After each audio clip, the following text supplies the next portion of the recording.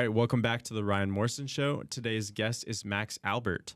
Max Albert is the CEO and co-founder of Adrenaline Interactive, an Ann Arbor-based startup that places products in video games like Roblox, Fortnite, and Discord to help brands engage gamers via immersive, playable ads. Welcome to the show, Max Albert. Oh, thanks so much, Ryan. Glad to be here.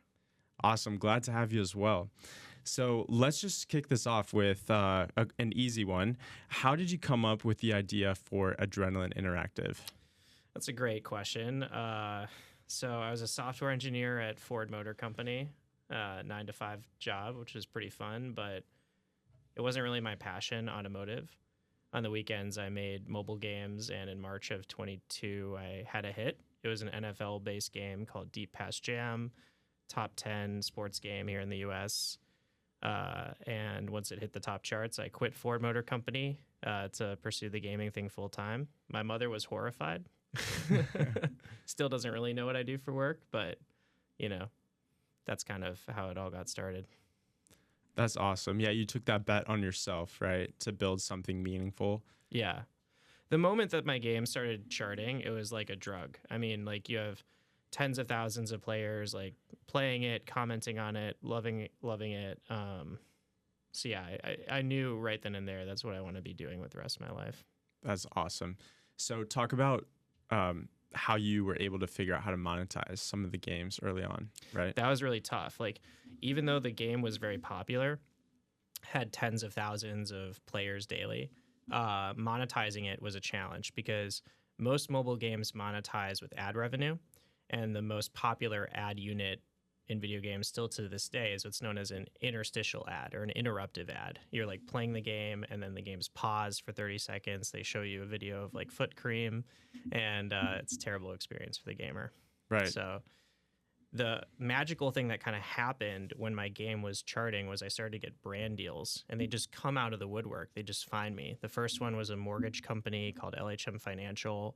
They wanted to create a custom level inside of the game in order to teach gamers about their mortgage products. And that was like a win-win-win. It was very valuable for the advertiser, very lucrative for me, and then a great experience for my gamers.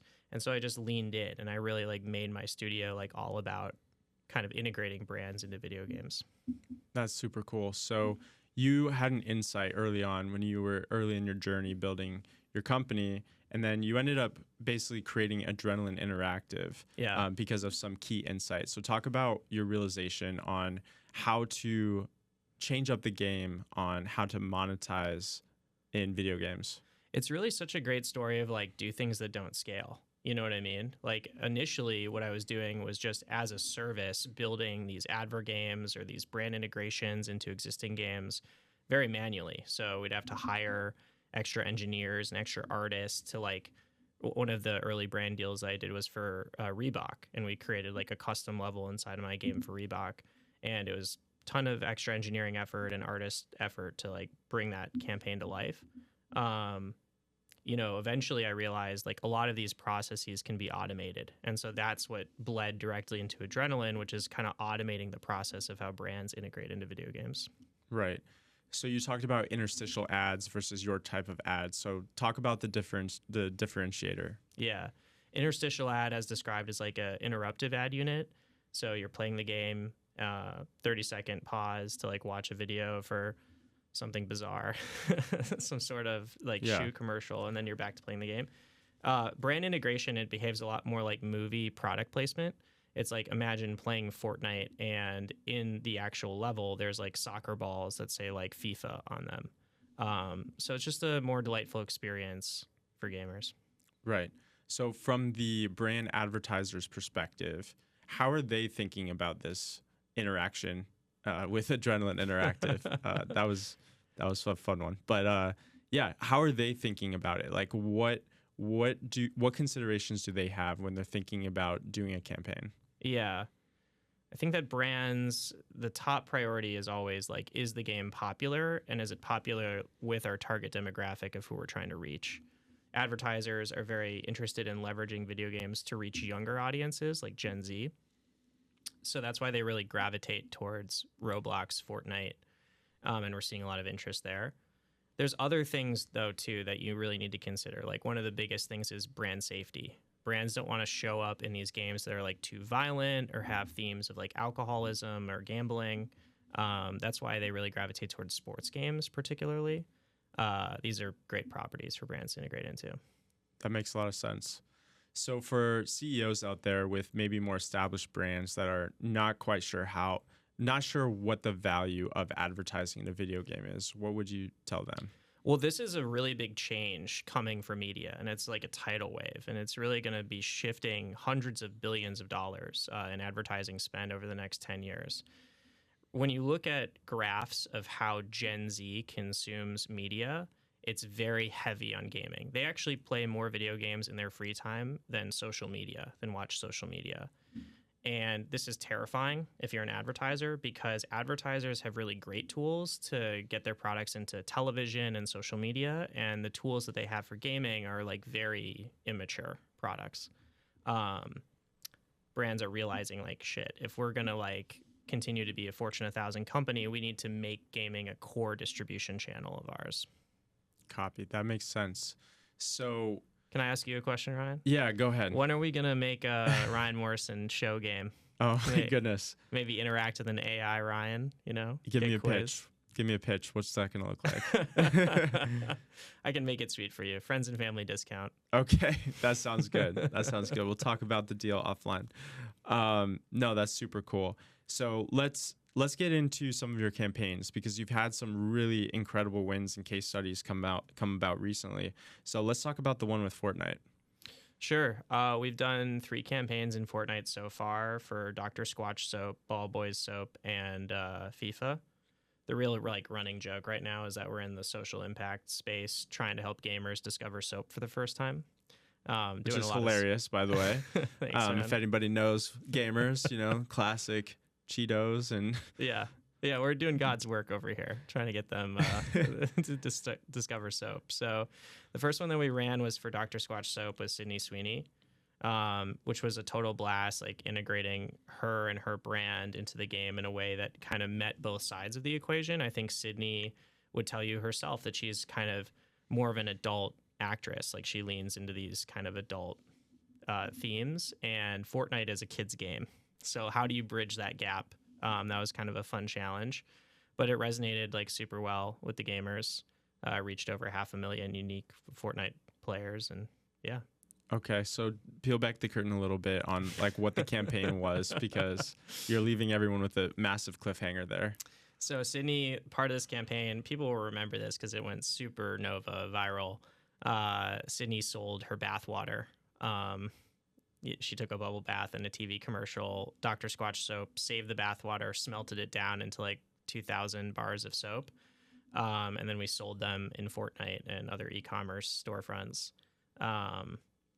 Yeah, so like obviously a pretty like kind of sexy and risque type of activation, but fun and funny, you know what I mean? And I think there was a lot of controversy because, you know, it's a Rorschach test. A lot of people saw that and they thought this is demeaning in some way or kind of bizarre or weird.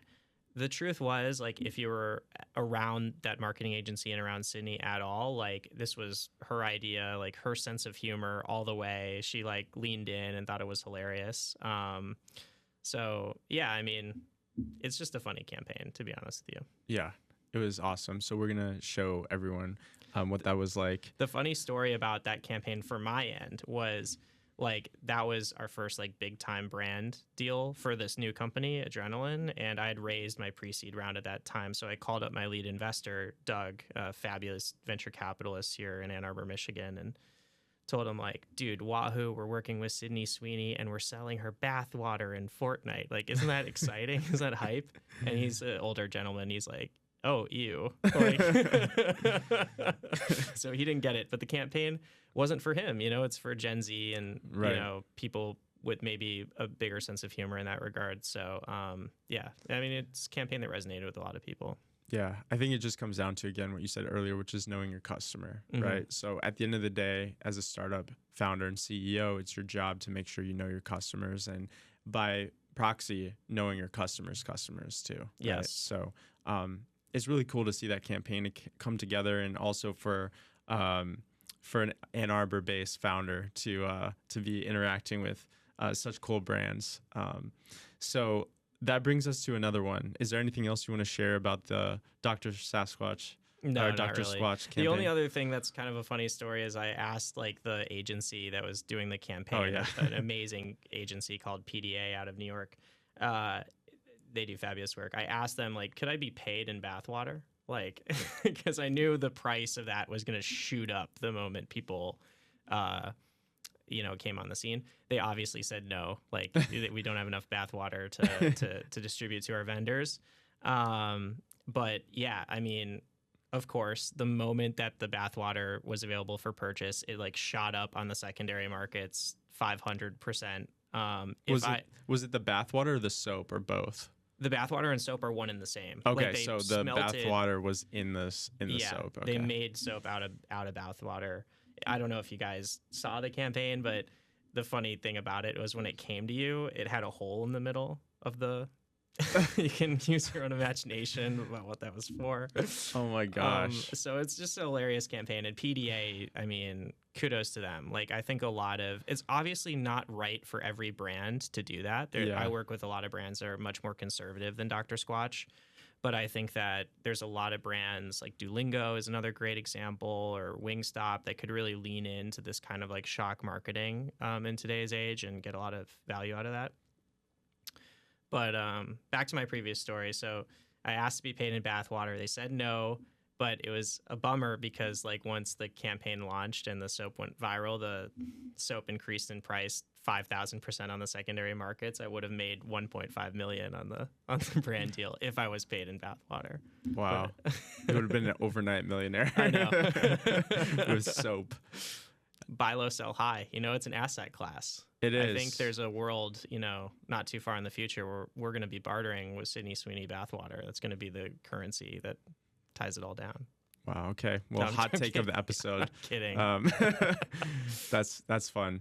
But I do think there's something there, though, right? It's around scarcity. It's around knowing your audience. And truthfully, as an alternative asset class, if it's in demand, right? Low supply, high demand, increased price, like there's monetary gain to be had there. So it definitely is. It definitely feels like the culture in some ways. You know what I mean? Like, I think things are getting more polarized in many different regards.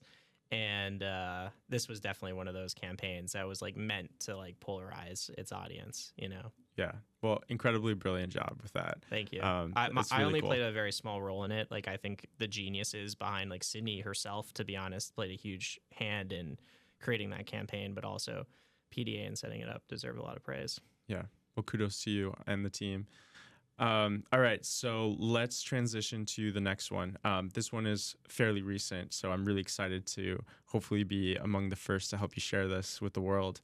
Let's talk about your FIFA campaign. Yeah, so FIFA is making a ton of moves in gaming. I don't know if you guys remember this, but a few years ago, EA and FIFA had a big breakup. It was very dramatic.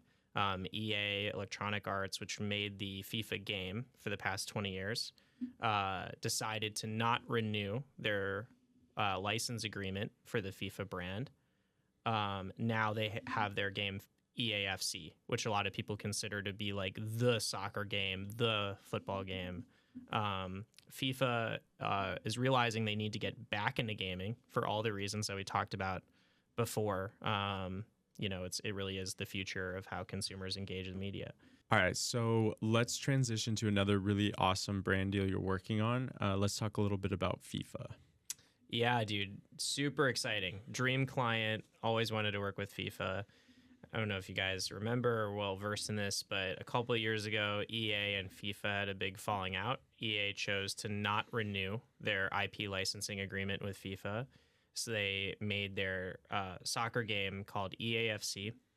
And FIFA now in 2025 is realizing they need to get back into gaming. And so they're investing heavily in gaming these days. They just released 2 games this year, and they're releasing 2 new games in 2026. We're working on their mobile release, FIFA Heroes, which is going to be epic, 5-on-5, quick, like soccer games. You can play it on your phone and the airplane and stuff like that. So we're advertising that mobile game inside of other video games on behalf of FIFA. So we're placing them in Fortnite, Discord, MetaQuest VR. It's a really pretty sick campaign, and really love working with those guys. That is cool. So what you're telling me is that FIFA built out their own mobile game. Yeah. And now you're helping them to get that mobile game built into other games. Yeah. So how does that work exactly? What's the campaign? Are you able to share? Yeah. So people are pretty confused by this, but it makes a ton of sense once you realize it. It's like when you are launching a new video game, where do you go to advertise your video game? Well, obviously other video games that are already popular, because they are just like reaching gamers. So this is a very common form of strategy. Got it. Okay, so talk about a little bit more on how the platform works. Yeah, so the reason why we're able to like win all these brand deals kind of early and young as a company is because we have this really exciting new technology called virtual product placement, or VPP. And the magic of Adrenaline really starts with the game studios. We have these plugins that live inside of the major game engines like Unity and Unreal. And it allows game studio owners to just annotate different objects inside of their games, like characters, coins, crates, balls, whatever. That uploads to our platform. And that means when an advertiser like FIFA comes to Adrenaline's platform, they can just upload a 3D image of their soccer ball. And our platform is smart enough to determine what objects to reskin, and it's powerful enough to just go ahead and do that automatically. So before, if you wanted to place FIFA soccer balls inside of Fortnite, hire an engineer, hire an artist, do it as manual kind of service. Now it's all automated. So does that mean that basically FIFA can give you their asset, like a virtual version of their FIFA ball? Yep. And then it can be dropped into another video game. Just dropped right in there. Wow. Yeah. It's so pretty like magical technology. Right. That brings it to the next level. Like I was hearing about blockchain and how blockchain would start to unlock the ability to have like a Call of Duty skin in, let's say, Fortnite or something like that. So is that kind of what this VPP technology is kind of going towards a little bit? Yeah, I mean, I think they're kind of related in some ways. What you're talking a lot about is this I word known as interopoly. So it's this idea of like, hey, let's create this NFT that's like a backpack for like FIFA, FIFA branded backpack. And I can take this item that I won in Fortnite, which is an NFT, and take it over to Roblox and like use that same item in Roblox environment. And I can take it again and use it in like EAFC, that video game. Interopoly is something we've been talking about as like a gaming community for like 2 decades. And it's just like pretty difficult to like get enough alignment across like multiple different games to actually go out and do it. But right. I don't know if this is the direction you want to go, but we were talking last time too about Web3 and everything and how the incentives aren't really aligned to be able to have that interopoly, as you say. Right. What's hilarious is like Fortnite is a video game, but it's really more of a platform. If you haven't played Fortnite in a while, it's like there's 200 video games inside of Fortnite now. When you load up Fortnite, it kind of looks like Netflix, and you like choose which video game you want to play. Fortnite doesn't even have interopoly in its own platform. Like, so if I like play one video game on Fortnite and I get an item, I can't take it to like another video game inside of Fortnite. That's kind of hilarious. Like that shows you like the hard part of doing this. And why? Like, why don't they want to do that? I mean, I think part of it is a monetary incentive.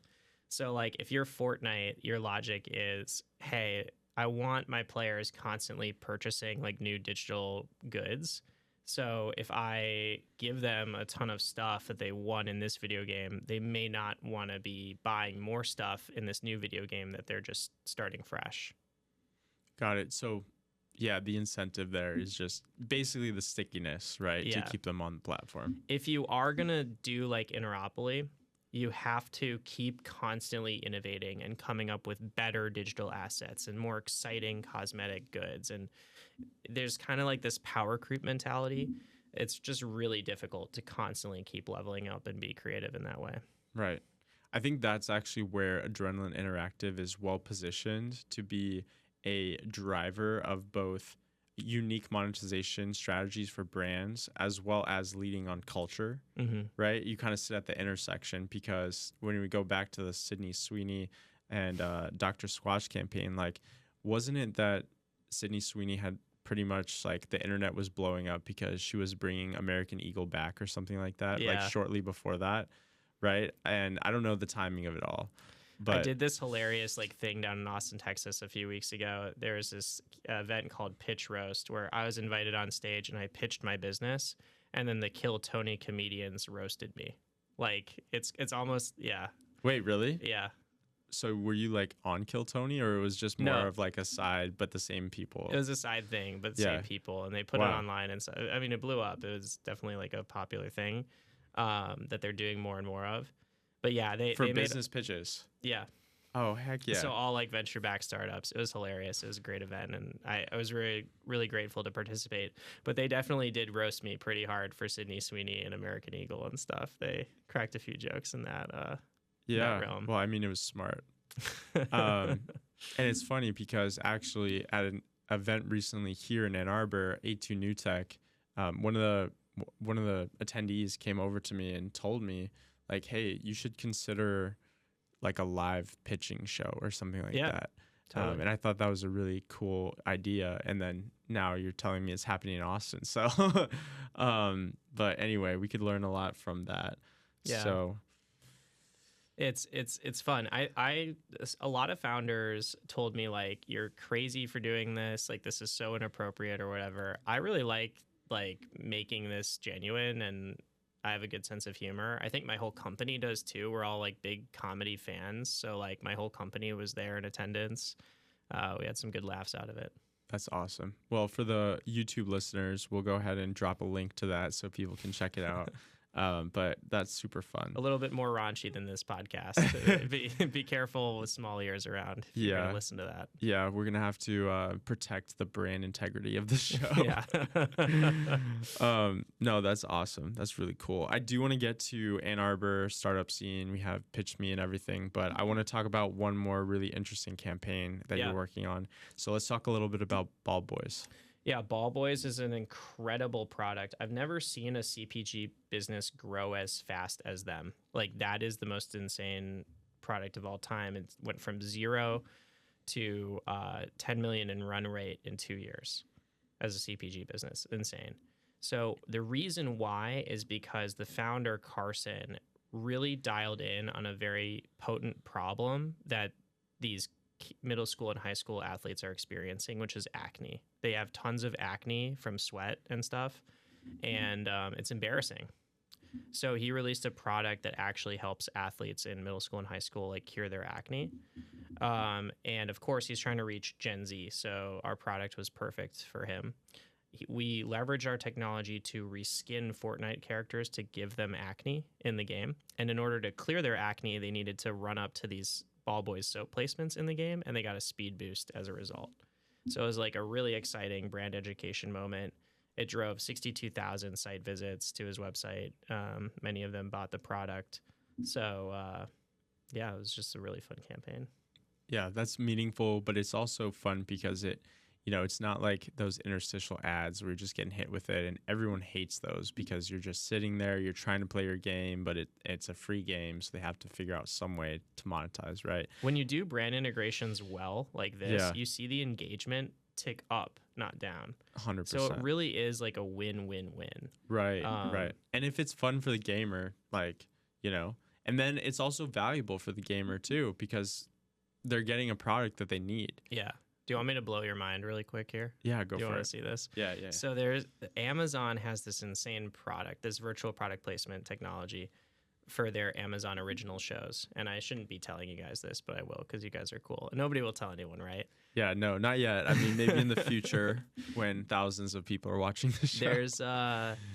There's this virtual product placement technology they have. So if you're watching an Amazon original show, there might be a scene with like a kitchen countertop, and you, Ryan, will be watching and you'll see goldfish. And then Max Albert will be watching and I'll see Cheez-Its literally placed right there. In a show? Yeah. No way. Swear to God. They're doing that already? Yeah. They're testing it. They're rolling it out. It's not in a lot of them, and it's not a lot of placements, but they have this product available, and they're starting early advertisements this way. I feel like with AI, it just gets so much easier to do too. Yeah. It's all possible with AI. Before AI, they couldn't do this at all.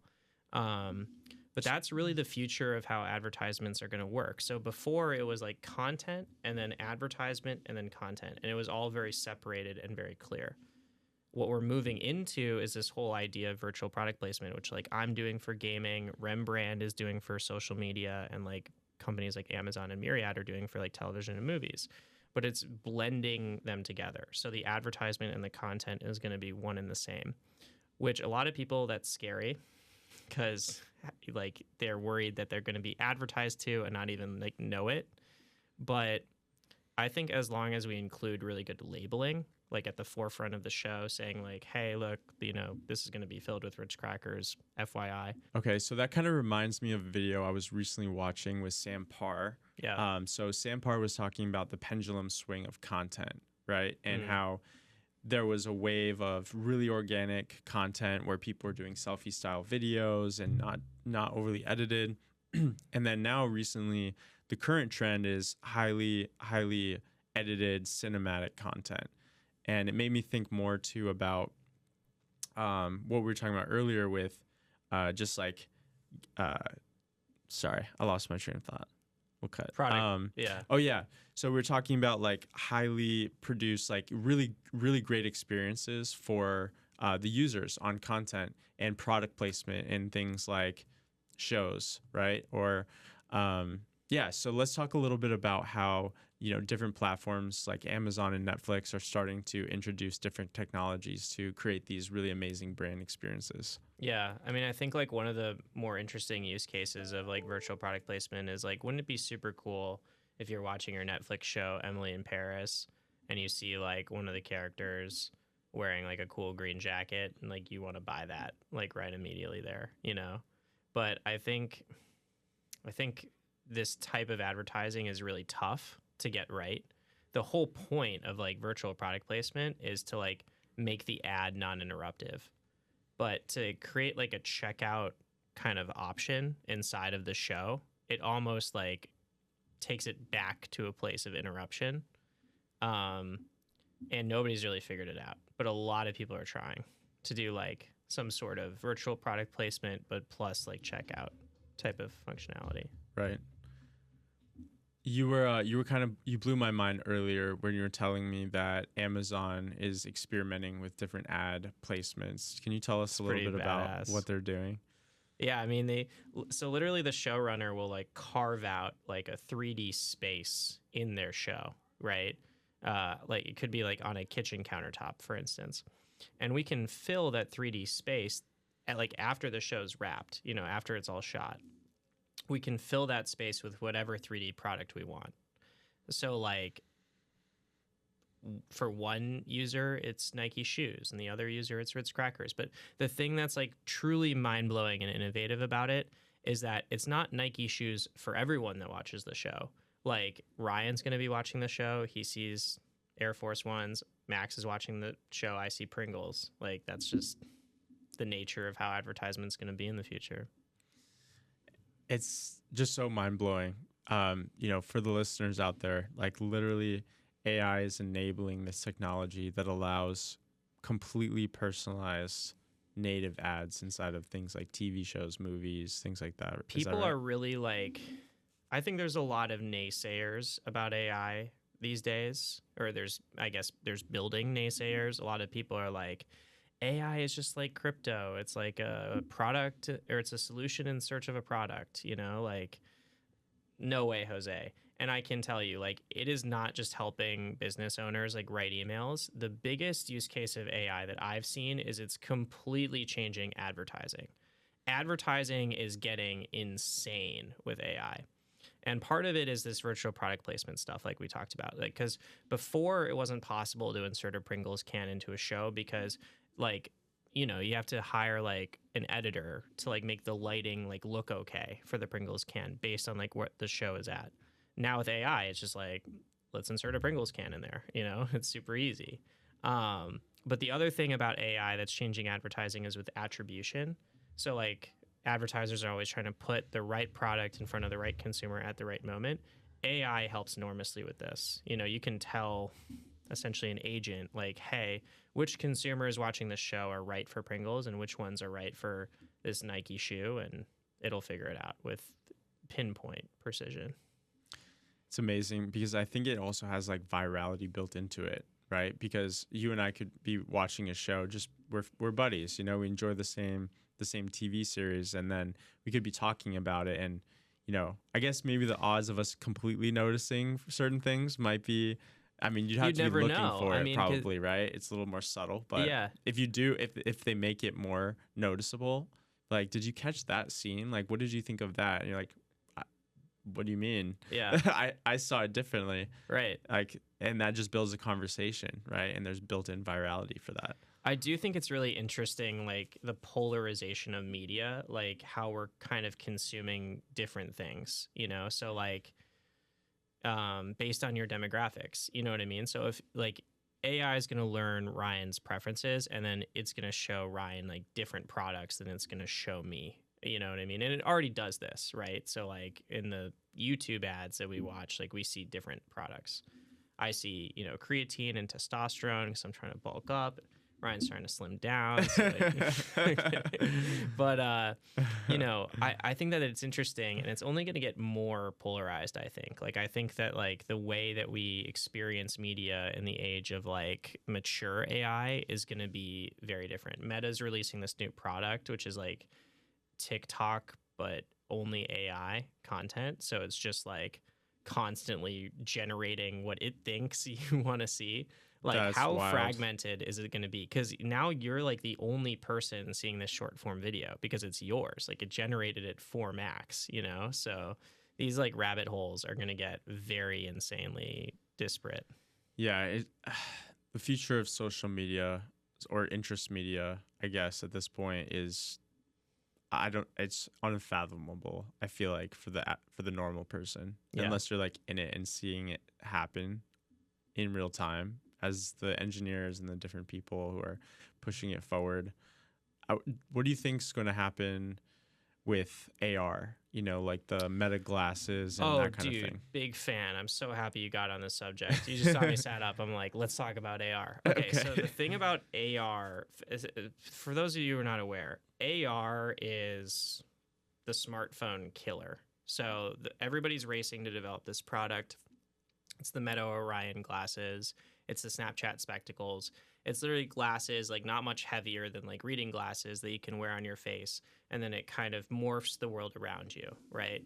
The thing that's awesome about that product, it doesn't exist yet currently. We don't have the technology to do it. But what's awesome about that product is now I have everything that I had on my smartphone, but now it's here and it's in the world. So I'm still like available in the world because I don't want to be hunched over on my phone all day. You know, it's giving my neck cramps and like it's making me feel lonely and not good. So like I could be talking with Ryan, but now I'm still like reading the latest like Netflix kind of advertising updates over here as we have this conversation. So I think it's fascinating, man. I think it's the future. I think it's the future for gaming too. Like I'm secretly starting an internal game studio at my company to like make AR games like for this upcoming wave because I think that people are going to want to game on this. I agree. Like even on this trip that I was on, a work trip I was on recently, 2 out of the 5 of us had some form of a tablet. Yeah. And a game controller. Yeah.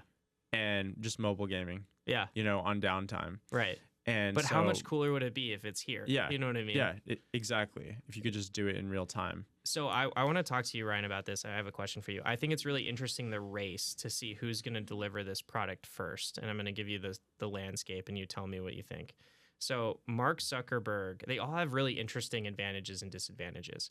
Mark Zuckerberg with the Orions, my perspective outside looking in is massive amounts of money being poured into this. I mean, just a crap ton. He also very strategically has the best content. So Meta has secretly bought like all of the best augmented reality game studios, all of the best augmented reality mobile apps. So like when the Orions are ready, like all the content is going to be there. You know what I mean? Snapchat is interesting, the spectacles though, because Evan is further along, like the Snapchat spectacles to do this, what we just described, these like smart glasses. He's further along. He's like a year ahead. He also, to me, feels like the more focused founder. Like Evan truly loves this. Like Mark, he loves a lot of things. He's experimenting with like Reality Labs, which is his like game studio, and like there's a ton of stuff with Facebook, obviously, constantly. But everything that Evan has ever done is like this. And then also you can't count out Tim Cook. You can't count out Apple because like they have more money than most countries, and they've always been like really good at being a fast follow. You know what I mean? And they have an insane developer community that will follow them anywhere. So you could see the content gap between Meta and Apple closing really fast if Apple releases this product. It's just fascinating, man. Do you have a horse that you think is your favorite? I'm gonna go with a not a black horse, a dark horse. Dark horse. I'm gonna go with the dark horse pick of potentially a group like OpenAI or something like that. Yeah. Right, because Sam Altman, he just hired, what's his name? Johnny Ive.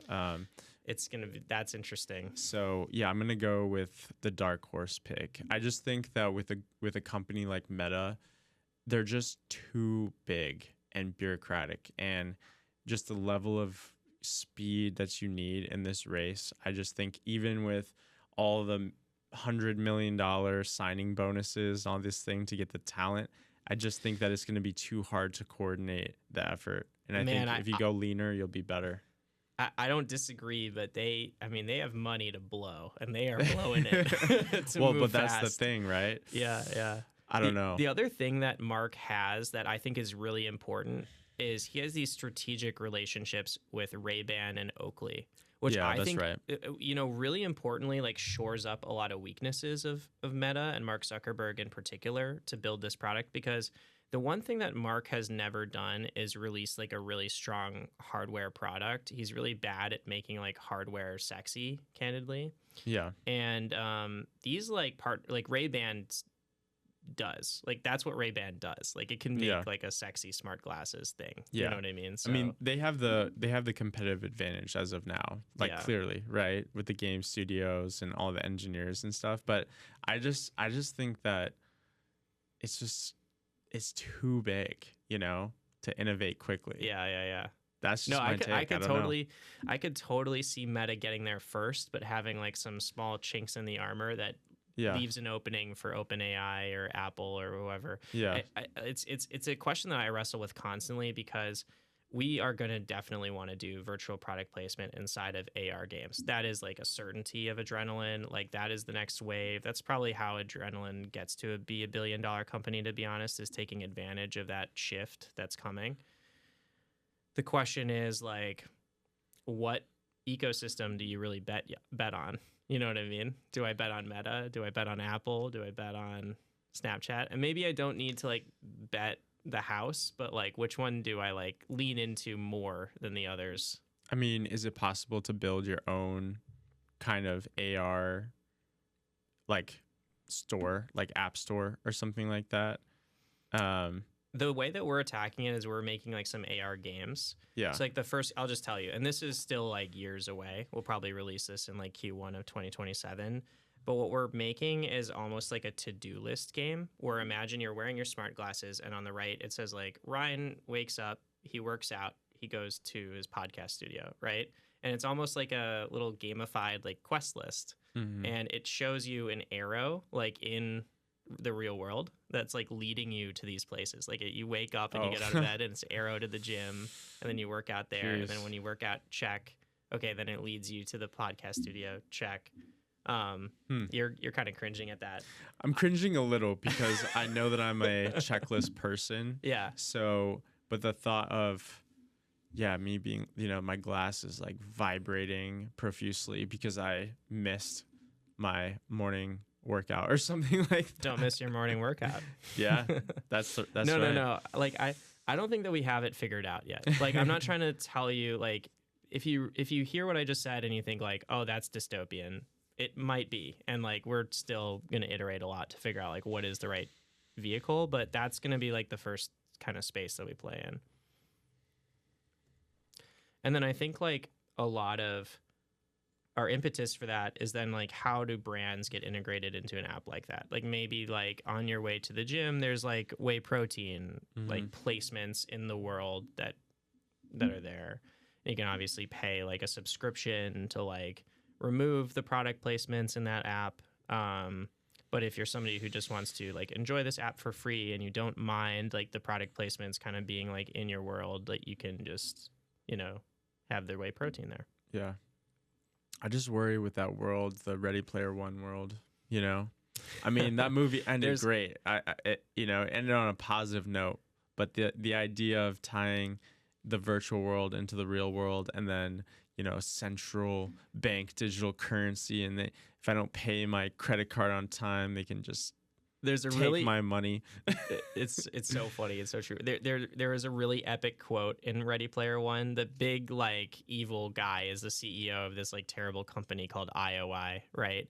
And his introduction to the movie, like the first scene that he's in, he's talking to his board, and he's like, we just ran this fabulous case study and we found that we can fill the gamers like AR glasses with 83% ads before they have a seizure. So it's a perfect intro to a villain. Yeah. And it's in my slide decks because I show this off to brands and I'm like, this is exactly what we don't want to do. You know what I mean? This is actually not really good advertising. It's how do we do like in some ways less is more. You know what I mean? Like really crisp product placements in areas that make sense for consumers that make sense. That's an additive to the experience, not a detractor. That's great. By the way, we're not doing a seizure. We're not making seizure tech here at Adrenaline. That's good. That's good. I want to get to a couple more questions about you and Adrenaline. But I also want to, before we get there, just shout out a really cool game that I want to know if you've played. Have you ever played Split Fiction? Yes. Yes. Love Split Fiction. Amazing game, right? Amazing.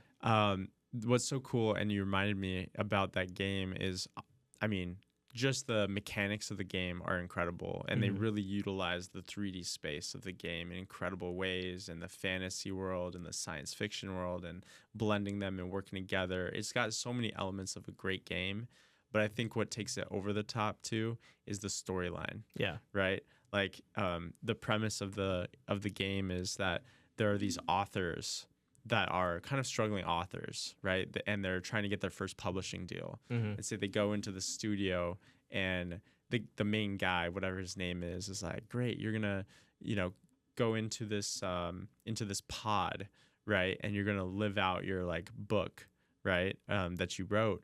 And then two characters, like pods, basically like merge together.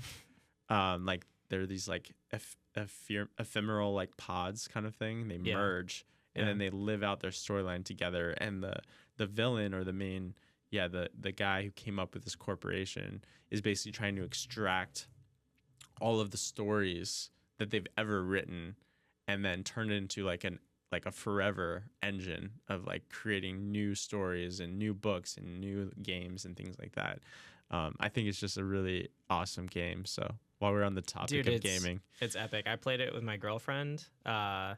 Maybe not the best game to play with a significant other, because there's a lot of arguing back and forth. How do we solve this puzzle? I was like, get your butt over there. Like, I need to get up to this ladder. And she was screaming at me too. Like, no, I'm just kidding. It was a lot of fun. Highly recommend playing it with your significant other. Test your communication skills. Yeah. But it's an epic game. And, you know, the thing... a lot of people talk about like AI generated games too. That's like another big thing, you know, like can we create some sort of platform that generates like TikTok style slop games? I think like what people miss about that whole idea is like the story really is truly so important to gaming in a way that it's like kind of not as important in like video. Like I think short form video, I don't know how else to say this. Maybe I'm biased. Maybe this is wrong. But my opinion is like you can do a interesting story in a short form video in like 8 seconds, but you can't do it in gaming. Like gaming takes more time to develop a story than 8 seconds. So. Yeah, that is true. All right, let's go to a couple more I have for you here. So I would love to hear from you, Max, about some of the tips that you have for game studios and who are looking for brand integrations. Yeah, so I've over the past 4 years paid out game studios over $4 million. So I think I have some credibility on this subject. The number one thing I would tell game studios is popularity. So if your game is very popular, you're going to have a lot of brand interest to integrate into your game, and if your game is not popular, it's going to be very difficult. Now, that's probably banal and pretty obvious, but the one caveat to that is if your game is like pre-launch or pre-growth, but you have a very strong go-to-market plan, then it can be attractive for brands. And I'll give you a great example. We're working with this mobile game today that it doesn't come out until February of next year, 2026, but it's going to come pre-installed on all Motorola devices around the world. So that's 90 million devices.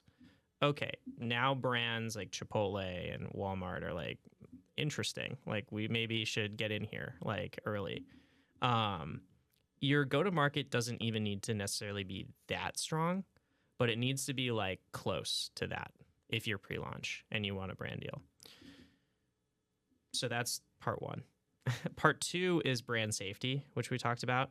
Like, brands are very scared of guns, realistic violence, gambling, alcohol, drugs, mature themes, sex. So like, don't do any of that if you're expecting to get brand integrations. Even if your game's popular, that could be a red flag. The other thing that I would say, though, which is funny, is a lot of games have like cartoonish violence. This is particularly true in Fortnite, and they don't need it, and they have cartoonish violence, and they always try to go up level it. Like, let's make this as gory and realistic as possible. I'm like, no, like, you don't need to do that. Like, level it down a little bit, because brands are willing to compromise on their values a little bit because of how important gaming is becoming to Gen Z, but you have to make it easy on them. So like, don't do anything that insane. And then the last thing is, don't lie. Don't fake your data. There's a lot of games, believe it or not, that fake data to brands all the time. And that can totally destroy your credibility of ever getting brand deals in the future. Yeah, your reputation is super important. Roblox just got caught lying big time last year in 2024. So it's an interesting development in the industry, because this is a game that brands both need but also distrust. So bridging that gap has been kind of an interesting point here for the community. Yeah. Wow. All right, cool. Let's go to this. I would love to hear too about what you would recommend brands should know before integrating into video games. Yeah, what should brands know before integrating into video games? I think, first of all, and this is the biggest thing, it's like, don't throw out marketing 101 just because it's gaming. What's hilarious to me is, like, you have all these advertisers that are like brilliant people, and have been successful at every brand that they've ever worked for. And then they get into gaming and they like freeze up and they like have no idea what they're doing anymore. And like, it results in the most hilariously, obviously wrong marketing campaigns in history. Like, you'll see all the time, like a makeup brand like L'Oreal integrated into like first-person shooters, which are like entirely male. You know what I mean? And it's like, you're trying to sell makeup to these guys that don't want the product. That's a little bit egregious, but like, it happens all the time, like more than you'd think. The second thing is, once you get kind of good at like matching the demographics, leveraging a platform like Adrenaline or maybe Geek, another one that's good at this, I would really align your metrics to your other forms of media and make it really like apples to apples. So if you're going for like a brand lift integration, you're trying to improve your perception as a brand to Gen Z, what are you doing in television that's like similar to that strategy? And let's just make this as apples to apples as possible. And then if you're getting better results in gaming, like you're improving your brand lift scores more in the gaming position, then you lean in. And if it's not working and you're not improving your brand lift scores as much as you are in other formats, then lean out and take a break. That's really what it is. That makes sense. How do you see gaming evolving in 2026? We talked about VR and AR already, but I think that gaming is going very AR in like the next 10 years. I think that's the most exciting like transition that I see. There's definitely like a lot of UGC wars going on right now. So like we call it the platformification of everything. So you have like Roblox, which is a platform. This is a collection of a bunch of games. You have Fortnite, which is a platform. It's a collection of games. Then you have Netflix games, which is a collection of games. You have Apple Arcade, which is a collection of games. You have, so there's all these platforms, right? And there's more coming down the pipeline. So there's like Genshin Impact. Do you know about Genshin, Ryan? A little bit. I'm not a player, not a gamer there, but yeah, not an anime guy. No. Yeah. So, well, I like anime TV, but not necessarily the games. Yeah, I'm a big anime television guy too, like not the games as well. Yeah, I'm the same as you. But essentially, Genshin is like the largest anime game on Earth. It's actually bigger than Fortnite globally. And they just released like a new UGC tool. I used it. It's maybe the worst game engine on Earth I've ever seen, but they got to improve that, but they will. And it's going to be massively popular. A bunch of these creators creating anime games. The other thing is like that's coming out is Grand Theft Auto 6. That's going to be another huge platform. So I think what's interesting is you're seeing a lot of fragmentation, a lot of platforms being created, and which are going to win, which are going to persist. I think you're going to see like some platforms die that here today in 2025 would kind of be unimaginable. Like what happens if like Steam just dies, But I think that that's going to happen by the tail end of this decade. I think that there's going to be some massive platforms that die out. Yeah. All right, I had one more question for you before we wrap for today. So you told me offline that you have a lot of interest in your seed round. So just talk a little bit about what you're hoping to accomplish or what you will accomplish once you close that round. Oh yeah, this next year.